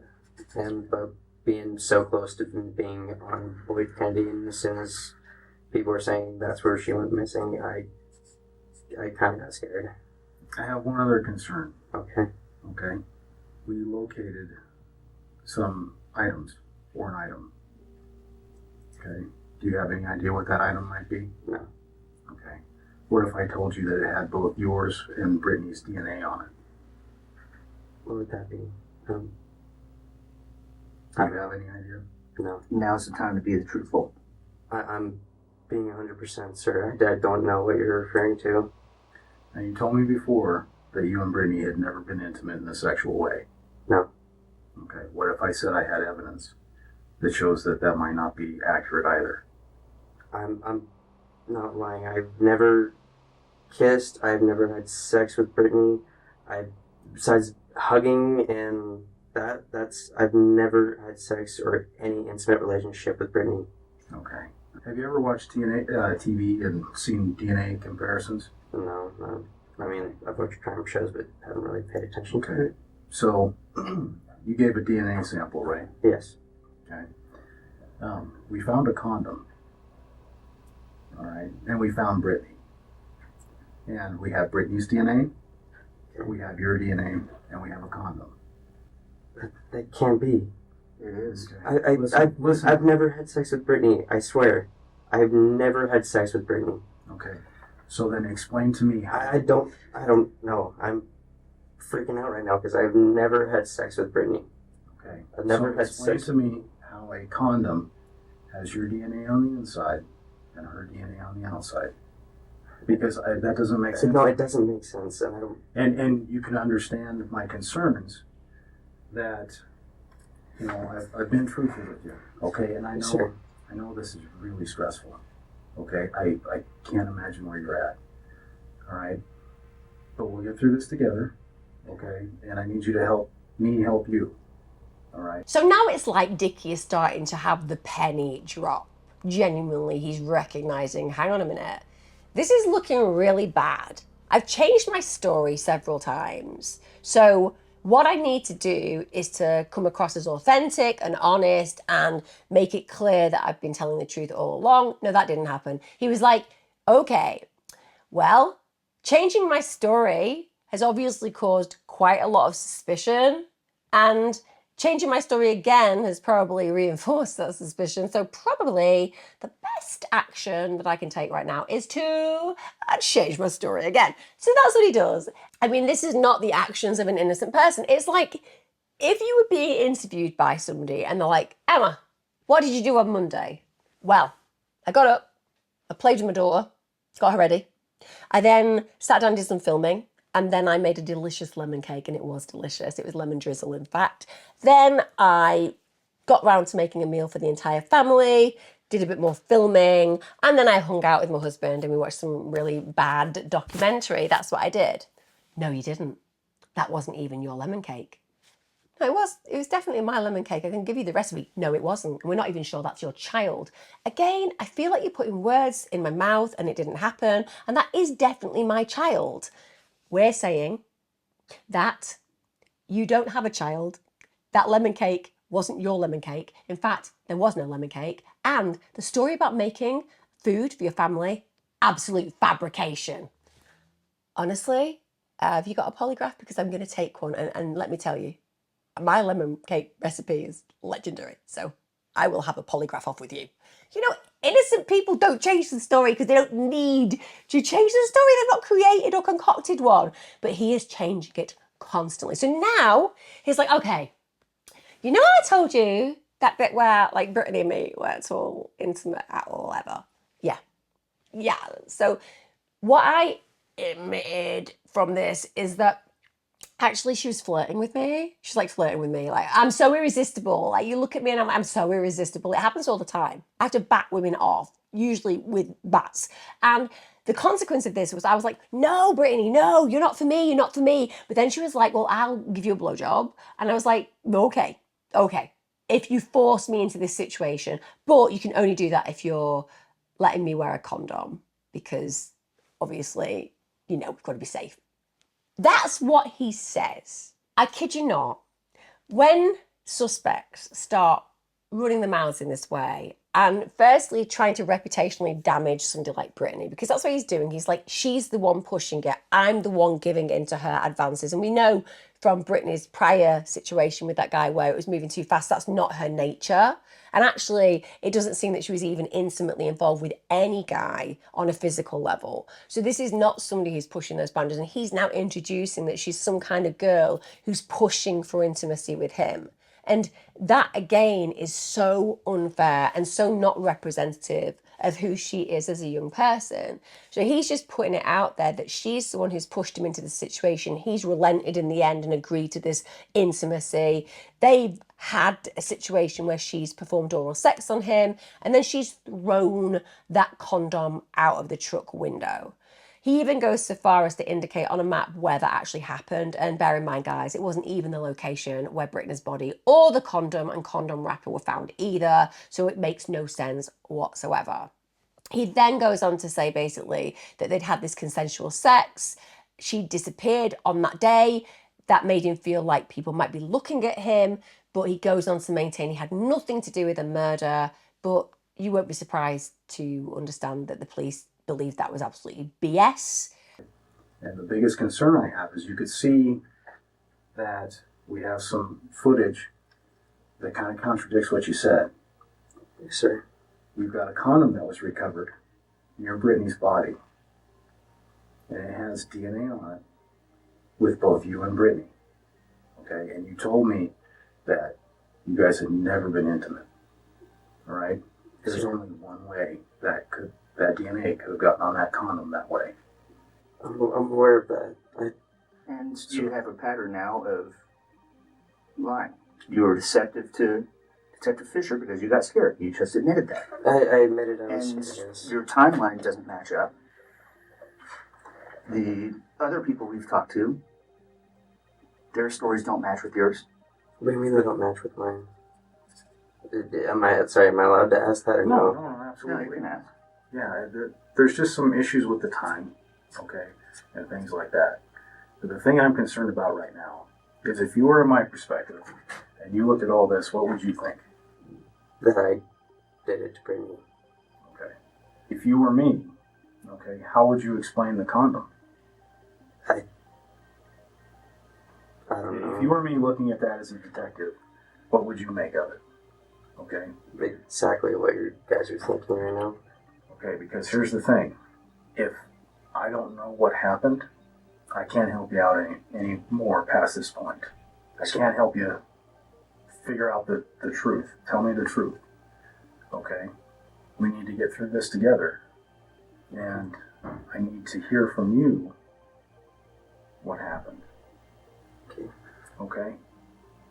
Wait, can I ask a question? Yes, go ahead. Are you guys trying to get a confession of me killing Brittany? I'm trying to figure out how your DNA got on a condom on the inside that has her DNA on the outside. I need to figure out what happened with that condom. Our job is to work as hard to prove innocence as it is guilt. If you didn't do this, we'll work to the end of the earth to prove that you didn't do this. Okay. But that requires Honestly. 100% honesty on your end, because the stuff we have indicates it Yeah. hasn't been there. And that's my concern. We've got these. There's a lot of faults and I'm aware. It was extremely odd. Brittany was being literally the only time Brittany was being really flirty for some reason throughout that day. So we kissed, and I had gotten a blowjob, but it was through a condom. But then after I was done, she was the one who took the condom and then thought she threw it out of the truck. And then that's Where did that happen at? that first road all the way down Boyd. So, Not all the way down Boyd. Thought she just threw it out the window because she was the one who pulled it off. And then, because I had thrown the wrapper and stuff out this driver window, so I thought she just threw out the passenger side window. so where were you seated in the vehicle while she was giving you the blowjob? In the driver's seat. Okay, and where was she at in the vehicle when she was giving you the blowjob? Kind of like bent over the bench seat in a sense, like kind of just leaning over. Okay. And that happened about right here? Yeah. When I was at the scene with Britney, I found a condom, or one of our people found a condom that was where Britney was at. And there was also a condom wrapper that was on the roadway as well. Okay. And that condom that I told you about was much closer to where Britney was found. And this is not where Britney was found. Okay? I just told you, I just want the truth. No, I'm telling the truth. That's where it happened. Where what happened? Where Brittany and I had, I don't know, does that count as sex? I think Sexual act. It's a sexual act. So that is where Brittany and I had sex. Okay. And then straight after, I went straight to the trailer section, and that was it. Okay. Did you ever have any sort of intercourse, oral or otherwise, anywhere else with Britney? Just the blowjob. That was besides, like, 2, maybe 3 kisses, and that was about it, honestly. Okay. There wasn't much. It was almost didn't seem real in a sense, because she literally just asked if I wanted a blowjob. It did not quite seem real, almost. Okay. So everything we just talked about, if you were me, what would you think about all that? I think you guys already know what I think you would think. And what is that? That I'm lying about everything. I mean, I'm smart enough to know that's what you guys are thinking. Oh, I think you're very smart. From the position I sit in, okay, like I said, there's only that one chance that you have with me to tell me the truth. Because so far, you haven't told me the truth. And I think we both know that. Sure. Okay? And then the thing I'm concerned about is that everything you've told me just does not add up. Okay? Okay. And I think you're very smart. You know that. Okay? So, help me figure out what the truth is. Okay. But I need to hear that from you. So the Angel Park timeline, that I didn't actually realize that I had messed up the timeline at that one. I'm being 100% on. Cruise trying for a little while longer, and her texting her friend actually did happen, and she asked me to drop her off with somebody, but I don't know who it was. And he actually had met us on Boyd, and I didn't actually meet the guy or anything, but because he met us up here. Okay.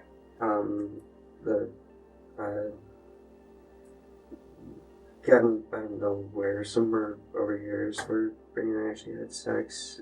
I literally dropped her off with the guy literally in the middle of the road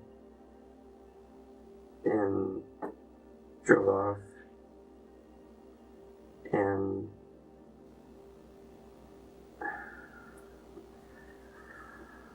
It's okay. We'll get through this together. Okay? You and I will get through this together. Alright? So just take a second and then tell me the truth, okay? everything that I've told, except mess ups on the timeline, is true. That was the exact same truck that I saw I honestly couldn't tell you how the gun was that close to Britney's body. I don't know how that happened. Because Britney was still alive by the time I dropped her off on the road with whoever the guy was. I just wasn't thinking at all. And I dropped her off and I really just drove off. I understand that. I know what you're going to say. Then what am I going to say? That you have to know, which you do have to know. But I'm telling you that I literally had never met this guy. Okay. Which Brittany gets new friends every month, and I didn't really think much of it. You've told us several different versions. Okay. Yes, sir. Do you really expect me to believe that you met a guy after you guys had had sex and you just dropped Brittany off with him and you don't know who that was? You're a smart guy. I'm a smart guy. Okay. I've met him, but I I honestly need you- don't know who he is. So I need you to be honest with me. When we started out today, I just wanted the truth from you, okay? And then the story changed. The story's changed again. The story's changed again. Okay? I need to get the whole truth. Because once that line crosses, we can't go back. And I can't get that truth from you. Didn't even know the kid was back in town. It was the Chaz Randall kid is the one who picked her up. Which I didn't even know he was back in town. So I swear it was Chaz Randall, because that the kid's kind of distinguishable. But So you're telling me Chaz Randall met you on the road? I told you. what? And you've known that Chaz Randall killed Brittany all this time, and you're just waiting to say something? Do you let yourself be the last person to see her alive? You expect us to believe that I'm like, I was the last person to see her alive. I've put myself in that position, and I'm going to sit here for a week and a half letting everybody think I was the last one to see her alive when I know who the last person to see her alive is. You think we're going to believe that? You're smarter than that. Listen, okay? This is, we can't keep coming up with different stories, okay? Because with what you just said, okay, as investigators, we're going to figure out about Chaz. Yeah. Okay? And if that's not accurate, where would we end up? Back to me. Back to you. You have told a whole bunch of cops a whole bunch of different stories. I have not told a bunch of different stories. You need to trust me. I want you to trust me, okay? Okay. I need to hear the truth. The truth. I know I'm kind of losing your guys' trust by the second here, and let's just be honest about that. Am I correct? I'm not meaning to stretch on, I'm just asking. But down there, I had sex with Brittany, and then got done having sex, and then it got really quiet in the truck. It was really awkward, and I think we were both kind of like regretting it in some sort. And she literally just told me to just drop her off, and I didn't know where to drop her off, and she wouldn't tell me anything. And then we got right to the top of the trailer section, right to the houses, and then right up there, and then I said something that pissed her off, and she literally just hopped out of the truck when I was at a stop sign. I was freaking out because I felt like I had ruined a complete friendship over one dumb oral interaction, and then she didn't want to get back in my truck, and so We just sat there literally at a stop sign right off the whatever it turns back to pavement in the trailer section. Sat there talking, and then I had told her that I would drop her off somewhere, and I had gotten up there and tried to give her a hug, and she didn't want one, and I was fine with that. I understood. Then we got back in the truck, but then I just kept it in park because I didn't know where the hell I was going, and sat there and both just had steam pouring out of our ears because we were both upset. She just asked me to drop her off at her friend's house in the trailer section. I went down the side of the trailer section around the corner. I pulled up and then asked her again if she just didn't want me to just take her back to Elko, and she said no, it was fine. And then she had told one of her friends about I just don't know who it was. I dropped her off in the trailer section, and then I drove off pissed off home, went home, and then sat there, and then when I went back over to my mom's and I got text messages that she was missing and shit, and it freaked me the fuck out because last time I saw Brittany, I was flustered and angry. I call bullshit. What? Listen, okay? You guys are just looking for a confession. Listen, No, okay? I'm looking for the facts to match up. What facts don't match up right now? Okay, I think you know. But I don't, I'm lost. Do you think we've been doing nothing for the last week? No, I think you guys have been working your asses off. We've talked to a ton of people. Your name has come up a lot.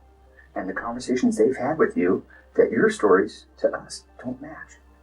And I don't know how that is, because literally everything I told you guys is what I've told everyone. This is what we're going to do. Okay? We're going to step out of this room one last time. Okay? And when I step back in here, I need you to tell me the truth. Okay? So you're still expecting us to believe that you dropped her off and her body miraculously appeared where the condom and condom were by some strange coincidence? I did not kill Brittany. But Okay. imagine being in my position trying to explain this. Well, of all and things. we're trying to figure out how she ended up dead. Realize she disappeared on the 8th. You've been sitting on this knowledge without saying anything to anybody? Because I've had the entire town of Spring Creek asking me if I've killed Brittany. And you might as well have if you didn't say anything. So this is the story that you're going to stick with. Yes, sir. Okay. They also decided that they were going to do a search of his home, and during that search they uncovered a pair of bloodstained boots. So at this point the police did have enough to arrest and charge him with Brittany's murder. The police obviously theorised that he'd just fabricated the mysterious stranger, the green pickup, because he wanted to just deflect that suspicion. But this wealth of forensic information that was incredibly incriminating just meant that they knew they had the right guy. It's as simple as that. He may have thought he could outsmart them, but he just ended up looking like an absolute deviant fool. So on the 19th of March, that's when he is arrested. He refuses to confess, and yet he's changed his story multiple times. And they know that he has dug himself so deep into this deceptive hole that there is no way there is anyone else responsible for Brittany's murder. At this point, he's charged, and rightly so, with first-degree murder with the use of a deadly weapon and sexual assault with the use of a deadly weapon. Brittany's family obviously did not know that Dickey was the prime suspect and is now being charged with her murder. And Alicia, Brittany's mum, could not believe that it was him. She couldn't believe that this friend of her daughter, somebody that the family trusted, could go ahead and take her life. She said it just didn't make sense. She said, not in a million years could I ever have suspected Dickey. She said that she totally bought his story about the green Ford. She said, I bought it hook, line and sinker. She even said that she consoled him, him as a human being dealing with his loss of his friend at this balloon launch Memorial Day, and that had happened just before his arrest. She said that memory now just makes her want to vomit. She said that she grabbed his cheeks, tilted him towards me so he was looking in my eyes. Imagine that. She grabbed his cheeks, she tilted him towards her, just so she could look in his eyes and make him feel better. And all the while she was holding the cheeks and the head of a man who had sexually violated and murdered her most cherished, beautiful child. She said, for somebody who can sit there and betray a best friend like that, take her life, then go out and celebrate her life with her family, go out looking for her. He's a psychopath. She also described him as an evil son of a bitch. And that is light. That is light descriptions. I think we're all thinking about even more aggressive terminology to describe this monster. So now they've arrested him. We have to go to trial. It takes place in May 2022. And of course, like all people of this man's ilk, he entered a not guilty plea. Doesn't matter how much massive evidence is against him, he's going to go not guilty. You know, why end the pain by accepting the accountability and responsibility for the killing? Why end the pain of the family and instead allow them to see that you accept what you have done? It doesn't change it. They won't forgive you, but at least it means you've accepted what you have done. But no, why not be the egocentric, murderous bastard you are? Why not put them through a trial? Why not make them have to listen to every horrific detail in absolute detail? He's willing to do that. What does that say about this man?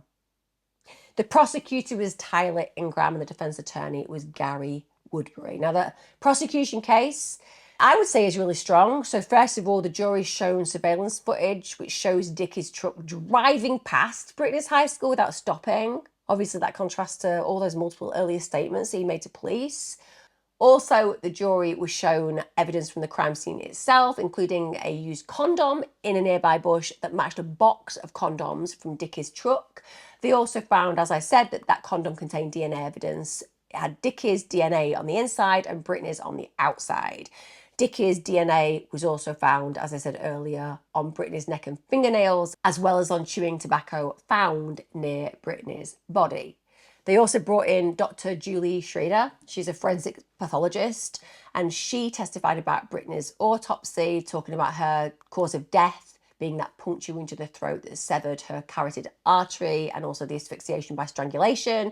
She also testified to the level of rigor mortis during the trial. Dr. Mike Soto, he's an intelligence analyst. He analysed data from Britney and Dickey's phones and Snapchat accounts. And again, really incriminating. Britney's Snapchat memories show that she and Dickey were together after he reportedly dropped her off. So they're together after the time he says that he dropped her off safely at the school. And she actually took photos at 4:09 p.m. and 4:33 p.m. And the geolocation data from these pictures shows they were taken merely feet from where her body was later discovered, merely feet. So she was with him at the murder scene, and the evidence was clear. The GPS data actually showed Dickey returning to Spring Creek approximately 1 hour after Britney's last photo was taken. So totally in context with having time to kill her and then leave the scene of the crime to re-enter where he lived. They also brought in Dickey's ex-girlfriend. She testified for the prosecution, and she told the jury that there were 4 instances where Dickey choked her, all without her consent, whilst the couple were engaging in otherwise consensual sex. Apparently, Dickey just choked her on multiple occasions, and she told him expressly not to do that. The last and the actual most violent of these incidents occurred on the night of a candlelit vigil in Britney's honour. You see, that just tells you of the type of mindset this sadist has. There is a candlelit vigil in Britney's honour, and this man is having sex with his girlfriend, choking her violently without her consent, and he will be imagining what he had done to Britney during that. That's why it was the most violent occasion because he is living through the fantasy of what he has done to that poor girl. This man, if he hadn't have been caught, he would have done it again, without a shadow of a doubt. We've got the hallmarks of a sexual predator and potential serial killer in his actions. Now, before this ex-girlfriend gave a testimony, she actually entered the courtroom, and you can't do that. If you are a witness, you're in violation of the exclusionary rule. You can't watch anything because it can contaminate your evidence. So she actually did watch a small portion of Detective Stake's testimony. Now, as a result of that, Dickey requested the court preclude her testimony or declare a mistrial, which they do have a right to do. Don't get me wrong. If you are defending somebody and a witness comes in and hears something and then they're going to use that person to be there for the prosecution, then that could understandably sway a jury. So they don't want to do that. But the actual information that she saw, it was irrelevant to her testimony. It was irrelevant, really, full stop. There was nothing juicy in it at all. So outside the presence of the jury, she testified that she was unaware, firstly, that witnesses were excluded from the courtroom. She said that all she heard was 5 minutes of State's testimony regarding weather conditions when Britney's body was found, and the courtroom bailiff, they corroborated that. So at this point, the district court ultimately denied Dickey's motion for a mistrial and did allow her to testify. Now, when it came down to the defence, well, Dickey's defence attorney went for the obvious. So Gary Woodburn said, the prosecution's case is entirely circumstantial. It's not though, Gary, is it? It's not entirely circumstantial. So basically, he attempted to persuade the jury that Dickey's choking of the ex-girlfriend was just consensual. So not only is all the evidence here totally and utterly circumstantial, forget the DNA, forget the body being covered in blood and him having blood on his boots, forget all of those things, forget the lies, forget him changing his story, forget him choking his girlfriend at the time he was seeing. No, it's all circumstantial, and she wanted it. She wanted to be choked so violently she almost passed out. It has no relationship or bearing to the fact that the victim was asphyxiated as well as being stabbed. It's just entirely circumstantial. If that is entirely circumstantial, I am sat here and about to admit that I am the real Father Christmas. That is watertight evidence as far as I'm concerned. But no, Gary Woodburn, the defender, is like entirely circumstantial. And Dickey's ex-girlfriend, she just wanted it. I mean, genuinely, when you have a man who's defending in court, saying that a woman who is brave enough to come as an ex of this person and give evidence to say that she has had these intimate experiences where she has been abused horribly, it takes great courage for a woman to do that, particularly a young woman. And this young woman was literally just hitting the adult level. At that point, you watch a man who's a defender try to destroy her on both a reputational and emotional level, and you wonder, how does this defender get their kicks in private? Genuinely, I know it's their job, but I find it really disturbing. To actually be a defender who goes, you wanted it. I would hate to see him defending in a rape trial. I genuinely would. But that's what he attempts to do. He attempts to persuade the jury that it's all circumstantial and the choking of the ex-girlfriend was just entirely consensual. He goes on that Dickey's innocent, and he said, you will not hear any evidence that anybody, anywhere, saw Bryce Dickey kill Britney Ujlaky. But the idea that this defender is saying the only way you can say that this guy's guilty is if you had somebody physically witness the murder, that's ludicrous. That's not circumstantial. It's a circumstantial case. How is it circumstantial? Well, because nobody at all in this world witnessed the murder. Okay, that's not circumstantial. Yeah, it is. It's totally circumstantial. It's circumstantial unless there was somebody ideally videoing what happened. It's circumstantial. No. I think you'll find if there is literally DNA evidence and items that belong to the killer drenched in blood of the victim and lots of forensic detail that literally connects the killer with the victim. And when there's also lots of, analysis technologically that literally puts that person at the crime scene, and also that person who's the main suspect also denies any of it, but then fabricates stories and changes them constantly to try to deflect their own guilt. That seems pretty strong. No, it's circumstantial. It's literally, if you look up circumstantial evidence, it's the definition of circumstantial. I don't know how you ever got your job. It's because it was circumstantial. I just kind of spent some time in an office, and people were like, well, you've been here a while, so you can just have this job without any qualifications. I mean, that's what happens in circumstantial situations. Honestly, it's ludicrous. Circumstantial. Anyway, this is what they're going for. I don't think it's a strong defence, but I don't think there was a strong defence here. Now, when it came down to the verdict, what can I say? Well, I can say that circumstantial evidence didn't seem that circumstantial to the jury, because they deliberated for just 4 hours. So on the 20th of May 2022, Dickey was found guilty of first-degree murder and sexual assault.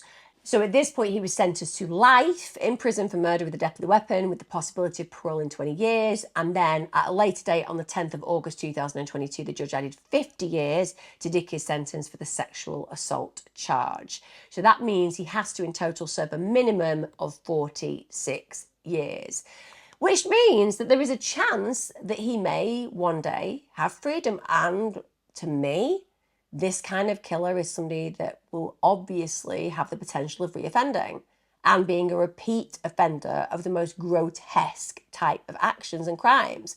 I don't know how any family member would feel reassured by this kind of sentence. Now, after his sentencing, Britney's mother addressed the court. She told them, "My daughter was a bright, beautiful light." She said, "The past 2 years have been surviving, not living. Our lives have been very dark and chaotic without Britney in them." She addressed then the killer. She addressed Dickey. She said, "I believed your ridiculous lives and your story about the green truck, and you let me come and comfort you, knowing you had raped and murdered my daughter.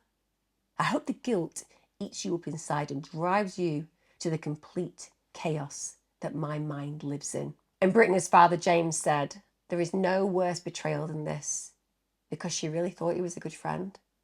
And he also went on to say, she did trust everybody. She always saw the good. And that should not be a warning to people to not see the good. It's testament to Britney's character. It's a beautiful trait. She had a beautiful trait. It was exploited in the most horrific of fashions, but it was a beautiful trait. And to be a good human being and to have that goodness used against you, it is a tragedy of enormous measure. But nonetheless, it comes from a beautiful place. Understandably, Britney's family felt that the sentencing decision, like me, was too lenient, particularly regarding Dickey's parole eligibility. Her mum said the fact that he gets the option to ask for a second chance is mind-blowing. I wanted him to never, ever have the possibility to get out and hurt another person, another female, ever again. She went on to talk about how the trial had been brutal, and she said that when she delivered her impact statement that she felt very powerful, and she said that he just looked at her dead in the face like a stone gargoyle. She said that he felt nothing. Now, as we'd expect for this low life excuse for a human being, if we can call Dickey that, he did submit a lengthy appeal. He wanted that retrial due to his ex-girlfriend walking into the court before she gave witness testimony. But on the 4th of January 2024, a very satisfying appeal result when the conviction was indeed upheld, and rightly so. I do worry too, just like Britney's family, that this man may one day walk our streets again, and I am not sure that you can ever rehabilitate a sexual sadist, predator, and murderer of such a typology. These kind of individuals are rare, but they are rancid and they are broken, and they have the power to destruct and destroy in the most horrific of ways. And should we ever take a chance on that, I'm with Alicia here. I'm with Alicia's belief that this man should never be allowed freedom, no matter what the cost is to him.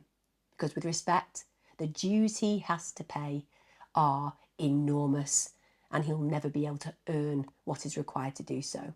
He'll pay his price in an altogether different universe that's very hot, in fact as hot as hell, for an eternity that, as Britney's mother wishes on him, will be something that is infested and infected by a torturous reality of what he did. That's what we can hope for this man. That's what we can hope for this excuse of a human that Bryce Dickey is. I'd love to know your thoughts on this case. I hope I've covered it well. When it's a case like this, I always want to do justice for the victim. If you know any more about Britney, if you know any more about this case, please add in the comments below. I always read them. As ever, guys, I appreciate each and every one of you, and I will see you again next time. Catch yourselves.